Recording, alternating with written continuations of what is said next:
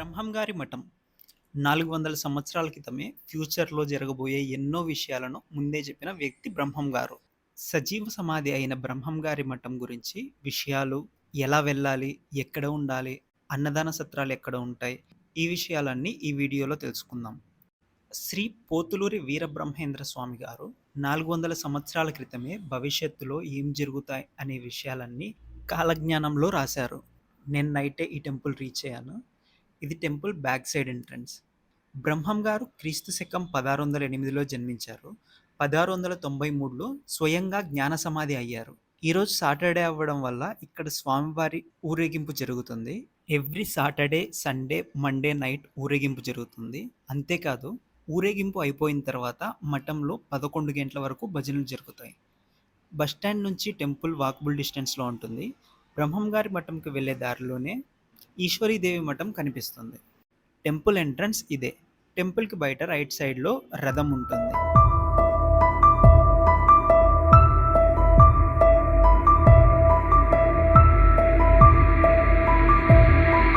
Left సైడ్లో రామాలయం ఉంటుంది. గుడి ఎంట్రన్స్ ముందే పక్కన చెప్పుల స్టాండ్ ఉంటుంది. అక్కడి నుంచి కొంచెం లోపలికి వెళ్తే అన్నదాన సత్రం ఉంటుంది. ఆఫ్టర్నూన్ 12:30 నుంచి అన్నదానం స్టార్ట్ అవుతుంది. ఇక్కడ నుంచి కొంచెం ముందుకు వెళ్తే దేవస్థానం వారి రూమ్స్, డార్మెటరీస్ కూడా ఉంటాయి. మీరు వస్తే ఇక్కడ స్టే చేయొచ్చు. అంతేకాదు ఇక్కడ మీరు నిద్ర చేయాలనుకుంటే టెంపుల్ లోపలనే నిద్ర చేయొచ్చు. ఎంట్రన్స్లో ఇలా రెండు వైపులా సింహాలు కనిపిస్తాయి. గోపురం మీద చాలా విగ్రహాలు కనిపిస్తున్నాయి. అలానే లోపలికి వెళ్ళగానే ఏనుగులు దండలతో ఆహ్వానిస్తుంటాయి. టెంపుల్ లోపలికి ఎంటర్ అవ్వగానే లెఫ్ట్ సైడ్లో వినాయక స్వామి విగ్రహం ఉంటుంది. గుడి లోపల నిద్ర చేయాలనుకునేవారు నైట్ ఇక్కడ పడుకోవచ్చు. అలానే కొంచెం ముందుకు వెళ్తే గుడి ఆవరణంలోనే బావి కనిపిస్తుంది. ఇక్కడ నుంచి కొంచెం ముందుకు వెళ్తే నంది విగ్రహం కనిపిస్తుంది. నంది విగ్రహం పక్కనే బంగారు పూతతో ధ్వజస్తంభం కనిపిస్తుంది. ఇదే దర్శనానికి ఎంట్రన్స్. గర్భగుడిలో ఫొటోస్, వీడియోస్ అలౌ లేదు. ఫోన్ కావాలంటే తీసుకెళ్లొచ్చు, బట్ వీడియోస్ ఆర్ ఫొటోస్ తీయకూడదు. ఫ్రీ దర్శనం ఆఫ్టర్నూన్ 12 నుంచి 1 వరకు ఉంటుంది. మళ్ళీ ఈవినింగ్ 7 to 9. మిగతా టైంలో వెళ్ళాలంటే టికెట్ 20 రూపీస్ ఉంటుంది. మార్నింగ్ 6కి స్టార్ట్ అవుతుంది. ఆఫ్టర్నూన్ 12 వరకు ఉంటుంది. Evening 3 to 6:30. దర్శనం చేసుకొని బయటకు రాగానే ఇక్కడ టెంకాయలు కొట్టుకోవడానికి ప్లేస్ ఉంది. ఈ రావి చెట్టుకు పిల్లలు లేని వారు ముడుపు కడితే సంతానం కలుగుతుందని ఇక్కడ భక్తుల నమ్మకం. రావి చెట్టుకు ఆనుకొనే కొంచెం ముందర శివాలయం ఉంటుంది. కొంచెం పక్కన చిన్న మండపం కిందే బ్రహ్మం గారు కూర్చున్నట్లు విగ్రహం కనిపిస్తుంది. శ్రీ పోతులూరి వీరబ్రహ్మేంద్ర స్వామి గారు కాలజ్ఞానాన్ని రచించారు. అందులో భవిష్యత్తులో జరగబోయే ఎన్నో విషయాలు రాశారు. ఆయన రాసిన ఎన్నో విషయాలు ఇప్పటికే జరిగాయి, జరుగుతూ ఉన్నాయి. బ్రహ్మం గారు రాసిన కాలజ్ఞానంలో ఒక అమ్మ దేశాన్ని 16 సంవత్సరాలు ఏలుతుందని రాశారు. అన్నట్లుగానే ఇందిరాగాంధీ గారు 16 సంవత్సరాలు ఇండియాని రూల్ చేశారు. తెర మీద బొమ్మలు గద్దెలెక్కుతాయని రాశారు. అంటే మూవీ స్టార్స్ పొలిటీషియన్స్ అవుతారని. ఇప్పటికే చాలామంది అలా పొలిటీషియన్స్ అయ్యారు. నీటిలో దీపాలు వెలుగుతాయని చెప్పారు. అంటే వాటర్ నుంచి ఎలక్ట్రిసిటీ చేయటమని. దేవస్థానాలు నాశనమవుతాయని, దేవుళ్ళు దొంగిలించబడతాయని కూడా రాశారు. ఇప్పటికే చాలా చోట్ల అలా జరిగాయి, జరుగుతూ ఉన్నాయి.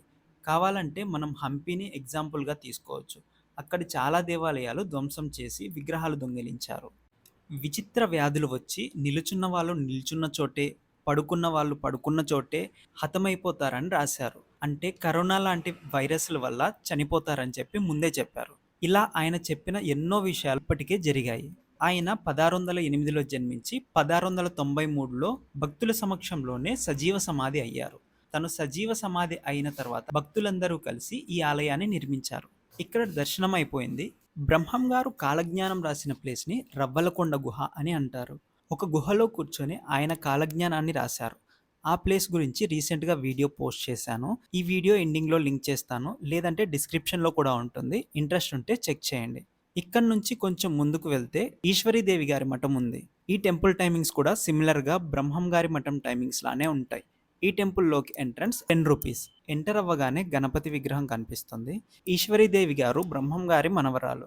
ఈమె 1703లో అంటే బ్రహ్మం గారు సజీవ సమాధి అయిన 10 సంవత్సరాలకు జన్మించారు. 13 సంవత్సరాల వయస్సులోనే బ్రహ్మచారిణిగా ఉంటానని చెప్పి బ్రహ్మంగారి మఠంకి 3 కిలోమీటర్ల దూరంలో ఉన్న గుహలో 14 సంవత్సరాల పాటు తపస్సు చేసి శక్తులను పొందారు. బ్రహ్మంగారి వంశంలో ఆయన తర్వాత సజీవ సమాధి అయింది ఈశ్వరీదేవి గారే. ఈశ్వరీదేవి గారు ఆ సమయంలోనే స్త్రీ విద్య, బాల్య వివాహాలపై పోరాటాలు చేశారు. ఇక్కడి నుంచి 1 కిలోమీటర్ ముందుకు వెళ్తే బ్రహ్మంగారు నివసించిన ఇల్లు ఉంటుంది. ఆన్ ద వేలో బ్రహ్మంగారి విగ్రహంతో చిన్న పార్క్ కూడా ఉంది. ఎంట్రన్స్ ₹5. మీరు టెంపుల్ ఎంట్రీ లేని టైంలో వస్తే ఇక్కడ రెస్ట్ తీసుకోవచ్చు. అక్కడికి వెళ్తున్న దారిలో ఈ అమ్మవారి విగ్రహం కనిపిస్తుంది. ఇదే బ్రహ్మం గారి ఇల్లు. ఇంటికి పక్కనే బ్రహ్మం గారు తవ్విన బావి ఉంటుంది. ఈ బావిని బ్రహ్మం గారు రాత్రికి రాత్రి తవ్వారంట. ఈ ఇంట్లో నుంచి బయటికి రాగానే రైట్ సైడ్లో పోలేరమ్మ చేత నిప్పు తెప్పించుకున్న ప్లేస్ ఉంటుంది. లోపలికి వెళ్ళటానికి ఎంట్రీ టికెట్ ₹10. ఈ రచ్చబండ దగ్గర బ్రహ్మం గారు పోలేరమ్మతో నిప్పు తెప్పించారంట. ఊరిలోని గ్రామ పెద్ద పోలేరమ్మ జాతర కోసం చందాలు పోగు చేస్తూ బ్రహ్మం గారిని అడిగితే ఆయన నిరాకరించారు. దీనితో ఆ గ్రామ పెద్ద ఊరిలోని వారెవరూ బ్రహ్మం గారికి సహాయం చేయకూడదని షరతు పెట్టారు. జాతర ఆఖరి రోజు ఆ గ్రామ పెద్ద ఈ రోజైనా చందాలు ఇస్తావా లేదా ఊరి నుంచి నిన్ను బహిష్కరించమంటావా అని అడగడంతో ఇదే మాట ఆ పోలేరమ్మను అడగమను, ఇస్తాను అని చెప్తాడు. దీనితో అప్పటికే మట్టితో పోలేరమ్మను చేసిన విగ్రహానికి బ్రహ్మం గారు ప్రాణం పోస్తారు. అప్పుడు 16 ఏళ్ల అమ్మాయిగా ఆ విగ్రహం మారుతుంది. అప్పుడు బ్రహ్మం గారు పోలేరి నిప్పు తీసుకురా, చుట్ట అంటించుకోవాలి అని అడగడంతో పోలేరమ్మ నిప్పును తీసుకొస్తుంది. అది చూసి గ్రామ ప్రజలంతా భయపడి బ్రహ్మం గారిని క్షమించమని అడుగుతారు.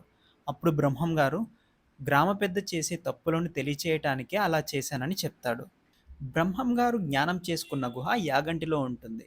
ఈ టెంపుల్ గురించి కంప్లీట్ వీడియో చేశాను. ఈ వీడియో లాస్ట్లో లింక్ చేస్తాను అండ్ డిస్క్రిప్షన్లో కూడా లింక్ ఇస్తాను. ఇంట్రెస్ట్ ఉంటే చెక్ చేయండి.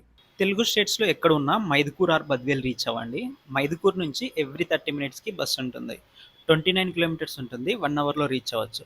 అదే బద్వేల్ నుంచి అయితే 34 కిలోమీటర్స్ ఉంటుంది. ఈ టెంపుల్ గురించి మీకు ఏమైనా డౌట్స్ ఉంటే కామెంట్ చేయండి. Thank you all.